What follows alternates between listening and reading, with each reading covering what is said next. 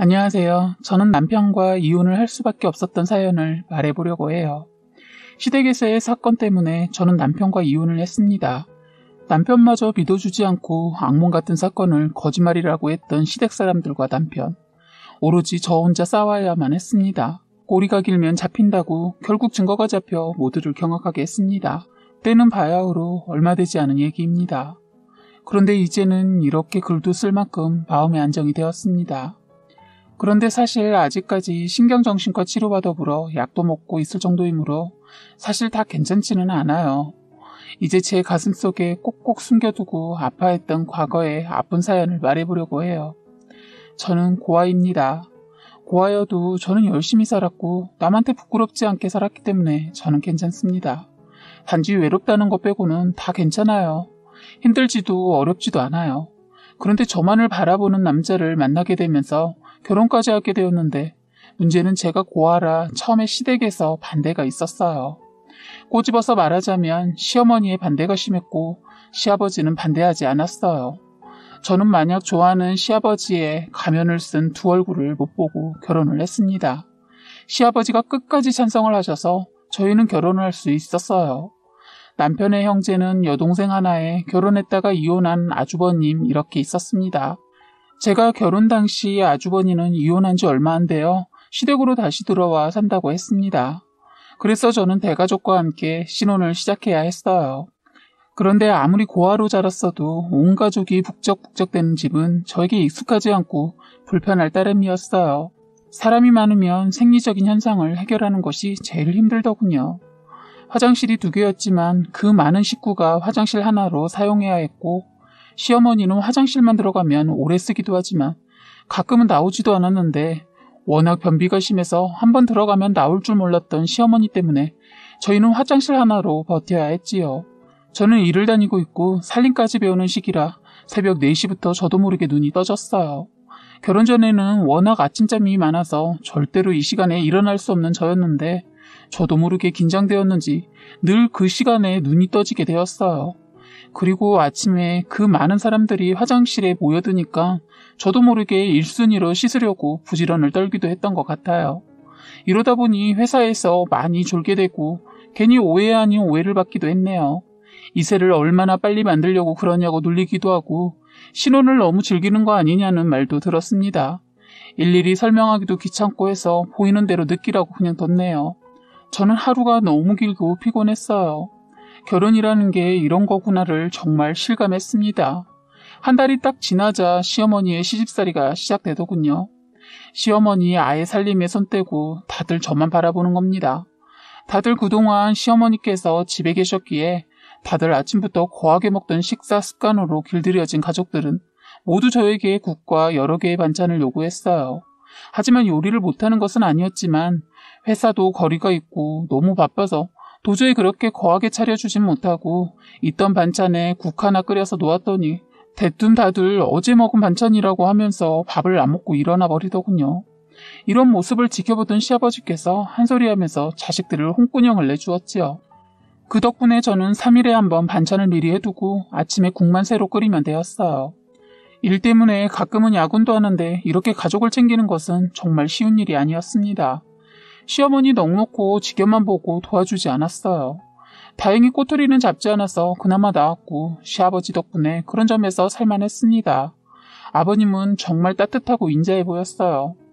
그런데 그 따뜻한 모습에 가려진 악마를 조금씩 저는 하루하루 체험하게 되었습니다. 하루는 다들 약속이 있다고 식구들이 다 늦어졌어요. 그래서 집에는 저와 아버님 뿐이었습니다. 아버님은 왜 그리 신이 나셨는지 제가 퇴근하는 모습을 보자마자 신이 나서 어쩔 줄 몰라 하는 거예요. 마치 저를 엄청 기다렸던 사람처럼요. 아버님은 저의 뒤를 졸졸 따라다니면서 오늘 하루 어땠냐부터 시작해서 뭘 먹을까 그리고 밥 먹고 나서 뭘 할까 이런 질문들을 했어요. 마치 연인 관계라도 되듯 말입니다. 저는 처음으로 아버님과 단둘이 있게 되었는데 처음으로 아버님의 이상한 행동을 보게 된 거예요. 살짝 겁이 날 정도였고 이상한 기분까지 났습니다. 아버님은 한 번도 식구들 앞에서 짧은 바지를 입은 적이 없었는데 그날은 아주 짧은 정말 너무 짧다 보니 속옷처럼 보일 정도의 옷을 갈아입고 나오셔서는 제 옆을 어슬렁거렸어요. 그 전에 아버님 같지 않았습니다. 그래서 불편했어요. 다른 사람 같았거든요. 저는 순간 이럴 땐 피하는 것이 상책이란 생각에 저희 방으로 급하게 들어가려는데 순간 아버님이 제 손목을 잡더니 왜? 들어가게? 그냥 여기서 나랑 같이 있지. 그 말투며 얼굴 표정이며 너무 징그러웠어요. 마치 저를 연인 대하듯 하셨습니다. 그런데 그때 현관에서 누가 번호를 누르는 소리가 들렸어요. 그러자 시아버지, 아이씨, 이 시간에 누구야? 다들 늦는다고 했는데. 하면서 서둘러 안방으로 들어갔습니다. 현관 앞에 불이 켜지면서 들어오는 사람은 아주버니였어요. 얼마나 감사한지. 그런데 그 시간에 아주버님이 숨을 헐떡대고 있었습니다. 마치 서둘러 뛰어온 것처럼요. 들어서자마자 저에게 묻는 것이 이상했어요. 괜찮아요? 아주버님 질문에 제가 어리둥절하며 네? 네 하자 집에 별일 없죠? 하고 묻더군요. 좀 이상하면서도 그냥 넘기게 되었습니다. 그리고 나중에 아주버님이 왜 그런 행동과 말을 했는지는 나중에서야 알게 되었네요. 무엇보다 방으로 서둘러 들어간 아버님은 저와 아주버니랑 대화를 하고 있는데 그때 아버님이 평소에 입던 스타일대로 옷을 갈아입고 나오면서 말투도 좀 전에 저에게 했던 말투와는 완전 다르게 평소에 하던 말투로 아들에게 인사를 하면서 약간은 짜증이 섞인 말투로 넌 늦는다며 왜 이렇게 서둘러 왔냐? 아버지, 제가 일찍 온 게 왜 불편하세요? 왜 기분이 안 좋아 보이네요? 아니다. 쉬어라. 하면서 다시 방으로 들어가더군요. 완전 쌍둥이 두 사람이 큰 방에서 들어갔다 나왔다 하는 것 같았습니다. 황당하고 어찌나 못 봐주겠던지 저는 아주버님께 간단히 인사를 건네고 방으로 들어왔어요. 저는 그날 이후로 시댁에 혼자 들어가기가 무서웠어요. 이럴 때 고아라는 것이 참 서럽더군요. 누구한테 의지할 수 있는 가족이 없다는 게 서글펐어요. 친구에게라도 말하려고 했는데 아직은 아닌 것 같아 참았습니다. 저는 그 이후로 혼자 귀가하지 않고 남편과 아니면 가족 누구라도 있다고 하면 집에 들어가게 되었어요. 바로 남편에게 말하려고 했는데 증거가 없고 더군다나 남편은 자기 아버지 완전 좋아하고 시아버지 평소에 그런 모습이 아니었기에 믿을 리가 없다고 생각했어요. 그런데 그래서인지 시아버지 그 이후로 저에게 자꾸 성질도 내면서 트집을 잡기 시작했습니다. 그리고 어느 날은 기분이 들떠서는 별거 아닌 걸로 가족들과 안고 조화를 하면서 가족들을 동원해서 저도 아버님을 안아드리게 하는 분위기를 만들었는데 저는 하지 않았습니다. 은근슬쩍 제 주변을 맴돌다 지나가면서 살짝 제 엉덩이가 스치듯 지나가기도 했어요. 가족이라 그걸 제가 발끈한다는 건 저만 이상한 사람이 되는 거여서 그냥 실수겠지 하고 넘겼는데 이젠 도저히 사소한 스킨십을 넘어 제가 피하니까 회사 앞에 기다린 적도 있어서 화가 났습니다. 남들은 속도 모르고 시아버지 사랑이 남다르다고 부러워했죠. 저는 불안하고 무서웠고 불편했어요. 가끔은 낮에 조퇴를 하라는 식의 전화까지 걸려왔습니다. 이때부터 저는 강박이라는 병이 생겼고 심지어 방문을 확인하고 또 확인하는 병까지 생겼습니다. 문고리를 어찌나 잠그고 다시 확인하니까 남편이 이상한 눈초리로 저를 보더군요. 왜 그래? 그러다 문고리만 가져. 그런가? 그럼 우리 여기다 안에서 따로 잠글 수 있는 열쇠 하나 달자. 뭐라고? 야, 무슨 우리가 남의 집에 새들어 사는 것도 아닌데 무슨 가족끼리 방언했어까지 문을 따로 잠궈. 그건 아니지 않냐? 그런가? 그런데 정말 많이 불안해. 뭐가?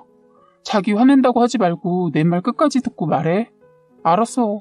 저는 시아버지와 그동안에 아주 사소한 것까지 이상하다고 느낀 것을 하나하나 다 말했습니다. 그러자 남편이 버럭 화를 내면서 야, 너 우리 아버지가 너 아껴주는 것을 이상한 놈으로 만들어? 그것도 성추행범으로? 아니 이상하잖아. 자긴 몰라. 아버님이 나를 바라보는 눈빛과 나랑 있을 때 했던 행동을. 야, 너 진짜 미친 거 아니야? 네가 고아라 아버지 그늘에서 안 자라서 잘 모르나 본데 원래 부모가 바라보는 눈빛을 네가 오해한 거야. 너 여기서 고아라는 말이 왜 나와? 그리고 내가 따뜻한 눈빛과 개스름하게 쳐다보는 것과 그런 것도 구분 못할까 봐? 너 내가 했던 말들 내일 아버님이 나한테 어떻게 하는지 잘 봐. 하고 저는 순간 바로 나와버리고 싶었지만 정말 갈 곳이 없어서 그냥 침대에 누워 울었어요. 고아라는 말을 남편한테 들으니 너무 서럽더군요. 그런데 이 새끼도 똑같은 인간인지 그렇게까지 말해놓고 저를 풀어준답시고 들러붙어서 미안하다고 하더니 그걸 원하더군요. 저는 더 이상 참지 않았어요. 뒤꿈치로 남편의 정강이를 차버리고 바로 겉옷만 입고 나오면서 한 소리 했습니다. 당신 내 말은 안 믿고 당신 아버지만 믿는다는 거야? 내가 없는 일을 만들어서 미친년처럼 이러겠어? 당신 내가 그동안 혼자서 얼마나 힘들었을지 생각이나 해봤어? 하면서 문짝을 사정없이 닫고 싶었지만 집에 저희 둘만 사는 것이 아니기에 성질을 누르고 문을 조심히 닫았네요. 그땐 끝낸다는 생각이 없었는지 바보같이 그랬어요. 그리고 그땐 사실 제가 집을 나와도 갈 곳이 없었습니다. 친구들도 다 먼 곳에 살고 있어서 나가봤자 고생이었어요. 그걸 알면서 남편이란 놈도 나가려는 저를 잡지도 않은 것 같다 일부러 그냥 서둘러 나왔어요. 혼자서 많은 생각을 했어요. 이혼을 해야 하나, 그냥 살면서 피해야 하나. 그런데 남편의 태도를 보니 이혼이 답인 것 같았습니다. 한참을 밖에서 헤매고 있었는데 그때 하필 아버님을 만나게 된 거예요. 순간 가슴이 뛰고 어떻게 할지 고민했어요. 피할 것인지 아는 체를 할 것인지 당연히 그냥 모른 채 지나가는 것을 선택했어요. 마침 시국이 시국인지라 마스크도 쓰고 있어서 모른 채 하며 고개를 숙이고 지나가는데 순간 제 손목을 아버님이 거차게 잡아 끌었어요. 그 바람에 순간 저는 아버님 가슴팍에 안기게 되어 소스라치게 놀라며 아버님 왜 이러세요? 너 나인 거 알면서 왜 날 피해? 나는 네가 좋은데 네가 이러면 안 되는 거 아니야? 하더니 갑자기 저를 껴안는 겁니다. 하지 말라고 밀치는데 제 힘으로 감당이 안 되었어요. 그때 아버님이 제 볼에 얼굴을 비비면서 입술 쪽으로 다가오는데 마스크가 있어서 다행히 입이 닿진 않았습니다. 어디서 술을 먹었는지 시아버지한테서 술 냄새가 엄청 났어요. 저는 소스라치게 놀라며 시아버지의 얼굴을 밀어내면서 뺨을 순간 한 대 쳤고 그런데도 시아버지 버티는데 밀어내는데 감당이 안 되더군요. 시아버지는 더 거센 힘으로 저를 안으려 했습니다. 아까도 말했지만 시국이 이러다 보니 12시도 되기 전인데 길거리에 지나가는 사람이 없었어요. 이 점을 노리기도 했던 것 같습니다. 지나가는 사람이 아무도 없으니까 이러는 게 쉬울 거라 생각했던 것 같아요. 그래도 혹시 몰라 주택거리라 창문을 열고 보겠지 하고 소리쳤어요. 도와달라고. 그때 시아버지 제 입을 막으며 너 나랑 비밀 연애 안 할래? 너 내가 우리 아들보다 더 이뻐해주고 따로 돈도 많이 챙겨줄게. 너 너무 이뻐. 우리 큰애보다 더. 이뻐서 내가 미치겠다. 내가 널 많이 아껴주고 사랑해줄게. 저는 아주 냉정하게 단호하게 말했습니다. 아버님, 저 며느리예요. 지금 이게 무슨 말씀이세요? 저를 며느리로 좋아하시는 거 정말 감사합니다. 그런데 아버님 도를 넘으셨어요. 하자 아버님이 야, 내가 언제 너를 며느리로 좋아한다고 했냐? 너 바보냐? 내가 방금 그랬잖아. 사랑한다고. 넌 내 거야. 하면서 다시 저에게 달려드는 순간 누군가가 아버님의 멱살을 잡아 한 대 쳤습니다. 바로 저희 남편이었습니다. 저는 그때 순간 참았던 눈물이 나더군요. 이제야 오해가 풀리고 가족들이 아버님의 실체를 경험하게 되는구나 싶었어요. 남편은 길바닥에 쓰러져 있는 자기 아버지 멱살을 잡으며 아버지가 사람이야? 설마 했어. 아니겠지. 난 되려 혜정이를 뭐라고 했어. 근데 이게 뭐야? 짐승도 이러지는 않아. 아버지 도대체 어떤 인간이야? 얼마나 혜정이를 괴롭혔냐고. 동네가 떠나가듯이 소리쳤습니다. 남편의 소리에 주변에 몇몇 사람들이 몰려오고 불 꺼진 곳에 곳곳이 불이 들어오면서 저희를 바라보고 있었어요. 저는 남편한테 봐, 내가 말했지? 당신 아버지 이상하다고. 이제 내 말을 믿니? 너랑 끝이야. 제가 자리를 뜨려고 하자 남편이 무릎을 꿇으며 사과를 하더군요. 미안하다고, 용서해달라고, 가족에겐 말하지 말아달라고. 세상에 저 하나만 참으면 다 행복할 수 있으니까 저보고 참아달라는 거였어요. 분가도 할 거니까 그동안만 참고 기다려달라고 하더군요. 이런 상황을 보고도 자기 식구만 챙기더군요. 저는 시아버지보다 남편이란 인간이 더 소스라치게 싫었습니다. 죽어도 자기 부모 못 버린다고 하는데 제가 이놈을 버리는 게 문제 해결이 빠르겠더라고요. 저는 말했습니다. 그래? 넌 이런 인간이었어. 그에 비해 그 아들, 넌 네 가족이 우선이지? 너한테 난 남일 뿐이야. 그치? 넌 내가 이상하다고 말해도 믿지 않았고 지금도 이 상황을 어떻게 해결할까를 생각하는 게 아니라 덮으려고만 해. 나 하나만 입 다물면 다 되는 걸로 해결되는 걸로 넘어가려고 하잖아. 너랑은 끝까지 못 가겠다. 어처구니 없고 화가 났습니다. 저는 우리 이혼하는 게 좋겠다. 넌 이런 아버지도 부모라고 못 버리니까 내가 너 버린다. 아들의 여자나 탐내는 저런 쓰레기를 평생 못 보고 살지. 넌 지금처럼 그렇게 살아. 일단 간단한 짐만 챙기고 나올 거니까 저 아저씨는 네가 좀 잡아두시지. 그리고 당신 식구들만 모르지 당신 아버지 정신병자야. 하고 뒤돌아 짐을 챙기러 가는데 남편도 포기했는지 어떠한 행동을 취하지 않더군요. 집 안에 들어서는데 조용했고 다들 자고 있어서 그 집을 나오는 것은 쉬울 거라 생각했는데 그러지 못했어요. 일이 이런 식으로 되는 걸 원한 것은 아닌데 제대로 터지게 되었습니다. 처음엔 다 까발리고 정리하고 나오려고 하다가 일단 저 먼저 살고 보자 생각이 들어 일단 나오려고 하는데 때마침 어머니가 방에서 나오면서 저를 보고 뭐라 한 소리 했어요. 넌 야밤에 그 가방은 뭐냐? 하고 친절하게도 물어주시더군요. 아, 네. 이 사람한테 제가 왜 이러는지 물어보세요. 솔직히 대꾸도 하고 싶지 않아서 뒤돌아서 나가는데 뒤통수에 대고 한 소리 했어요. 그래, 역시 부모 없는 것이라 하는 짓이 표가 나는구나. 하는데 이대로 나가는 것은 예의가 아닌 것 같아 다 까발렸습니다. 어머님, 지금 저보고 그러신 거 후회될 일을 만드신 겁니다. 뚫린 입이라고 막 내뱉지 마세요. 아니, 저것이 뭐라고? 너 지금 무슨 일인지는 모르겠지만 막 나가는 거냐? 너 혹시 이혼하냐? 네, 어떻게 하셨어요? 이제 이혼도 하는데 사실을 다 말하고 끝내야겠네요. 하는데 순간 저를 아주버님이 불렀어요. 재수씨, 그만하세요. 아주버님은 무언가 아는 것 같았습니다. 저는 이 순간을 그냥 넘기면 평생 후회될 것 같아 사고쳤어요. 아버님이 어떤 인간인지 아세요? 저를 성추행했다고요. 하자 아주버님도 제 말을 듣고는 끝내 제 입을 막지 못했어요. 뭐시? 성추행? 너 지금 말이 되는 소리래. 그 얌전한 양반이 어떻게 너 것한테... 어머님, 너 것이라니요. 저는 부모 없이 자랐지만 교육 제대로 받았고 인성 바르고 예의 바른 사람이에요. 제가 그동안 아버님한테 집안에서 얼마나 고통스러운 성추행을 당했는지 일일이 다 말해드려요? 어디 해봐라. 증거 있어? 하는데 아차 싶더군요. 집안에서 일어난 일은 어떠한 증거를 못 만들어놨거든요. 그때 아까 일어난 일이 생각났어요. 그래요. 집안에는 증거가 없어서 저만 미친년 소리 들었는데 때마침 아버님이 법적 대응할 수 있는 증거를 그것도 길거리에서 보여주셔서 그대로 찍혔네요.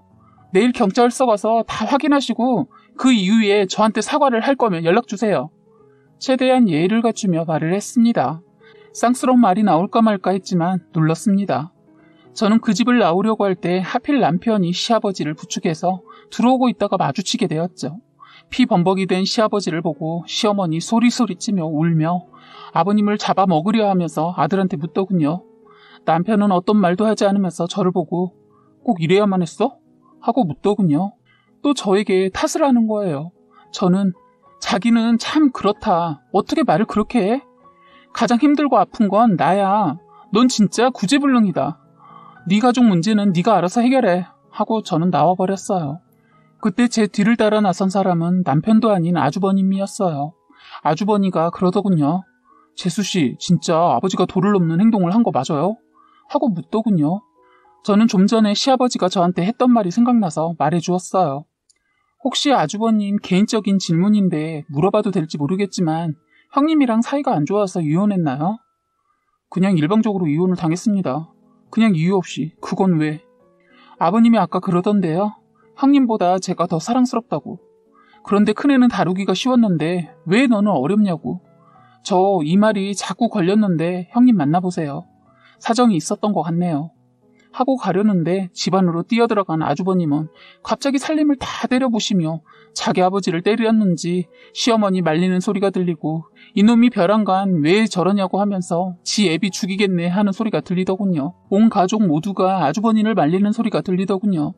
그날 저는 시댁을 나와 방 하나 얻어 잠을 자고 그 다음날 친구가 있는 곳으로 갔어요. 저는 일단 친구 도움으로 지낼 곳을 마련하고 이혼을 진행했습니다. 시댁은 그 사건으로 발칵 뒤집혔어요. 시어머니 경찰서 가서 CCTV 확인하고 뒤로 넘어가 쓰러지고 남편 아버지는 감옥에 가게 되었습니다. 형님 죄까지 다 까발려지고 그 외에 다른 여자까지 있는 것이 밝혀졌어요. 그것도 시골에 한 달에 어쩔 땐 석 달에 한 번씩 장기간 출장을 가기도 했는데 딴 살림을 차리고 있었더군요. 완전 선비처럼 굴던 시아버지의 실체가 다 드러난 사건이었습니다.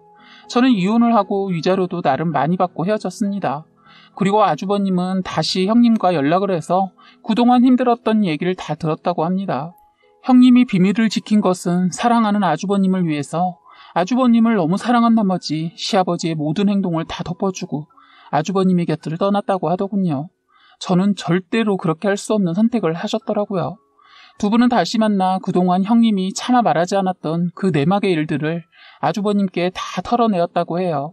너무 안타까운 건 어쩔 수 없어서 떠났다고, 더 이상 있다가는 미쳐버릴 것 같아서 무서워서 도망쳤다고 말했다고 합니다.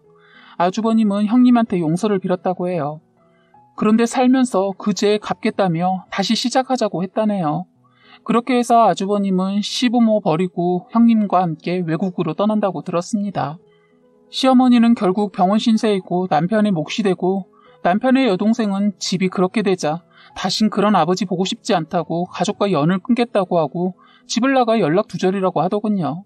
참, 아주버님이 서둘러 집에 온 날이 있었다고 했잖아요. 그날 아주버니는 형님을 못 잊어 찾아가게 되었는데 그때 형님이 이상한 말을 했다고 해요.